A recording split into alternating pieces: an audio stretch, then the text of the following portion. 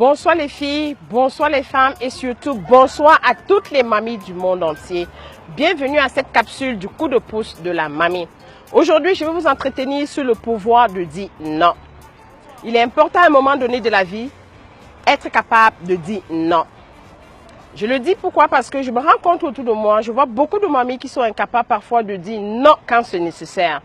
Avant de vous entretenir là-dessus, je vais vous faire un bref aperçu sur l'histoire de Rosa Parks. Rosa Parks, c'est cette noire américaine qui a osé dire non à un blanc dans l'autobus. À cette époque-là, dans les années 1955, l'autobus était divisé en 3 parties. Les noirs s'asseyaient en arrière de l'autobus, les blancs en avant. Il y avait une partie de l'autobus qui était l'aile charnière, qui était un endroit où un noir pouvait s'asseoir. Mais lorsqu'un blanc avait le désir de s'asseoir, le blanc devait céder, le noir devait s'élever pour céder sa place au blanc. Ce soir-là, Rosa Parks rentrait de son travail, c'était une couturière vivant dans la région de l'Alabama aux États-Unis. Elle était assise dans l'aile charnière de l'autobus. Voilà donc un blanc qui a le désir de s'asseoir. Le chauffeur d'autobus vient vers Rosa Parks et lui demande de céder sa place au blanc. Eh oui. Elle regarde le chauffeur d'autobus et elle lui dit non. Tout étonné, il a commencé à hurler, il a crié, la police a intervenu, elle a été arrêtée, elle a été jugée et elle a été passible d'une peine, d'une sanction de 15 $ qu'elle a payée. Mais cependant, ça a soulevé tous les États-Unis, surtout les Noirs américains. Ils se sont révoltés. Ils ont décidé de se révolter contre cette situation. Ils ont décidé de marcher. Ils ont grévé. Ils ont décidé d'arrêter de prendre les autobus de cette compagnie pendant au moins 385 jours. Ils partaient au travail à pied ou bien ils empruntaient leur voiture ou ils prenaient des taxis. Ça a duré à moins de 385 jours. Mais au terme de cela, cette compagnie, déjà que la plupart de sa clientèle était constituée à près de 80% de la clientèle noire. Il a dû perdre économiquement. Le gouvernement, il y a eu de la pression sur le gouvernement et c'est comme ça que après cette grève, après cette révolte, on a décidé d'abolir la ségrégation raciale. Pour vous dire que dans la vie, il y a des moments où il faut dire non. Il faut dire non quand c'est nécessaire. Je me rends compte qu'il y a parfois des mamies qui vont dire non. Ils ont eu peur de dire non. Tout simplement parce qu'ils ont peur de ce que va dire leur soeur, leur ami, whatever, I don't know. Mais sachez qu'à un moment de la vie, il faut dire non. Lorsque vous dites non à quelqu'un, c'est un oui pour vous. Vous vous rendez compte, ça c'est un pays très stressant, on travaille très fort.